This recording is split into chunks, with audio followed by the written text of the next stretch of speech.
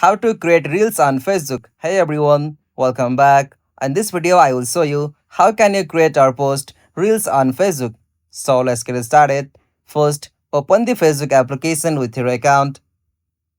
After you open Facebook, you will get this type of interface. From here, at the top, you'll have to tap on Reel section.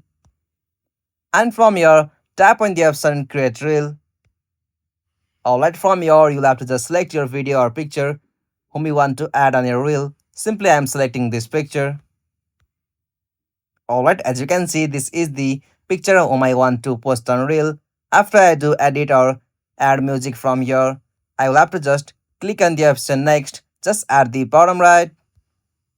And from here, as usual, you can describe your reels, like you can also add some hashtag or tag people here, or you can also go the option tag and collaborate, set to group, add any location, or you can as usual share to your story.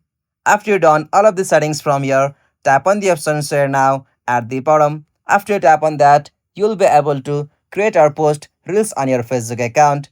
Hope you found this video helpful to you, and please don't forget to give a like and subscribe to our YouTube channel for more quick and short tutorial like this. Thank you for watching this.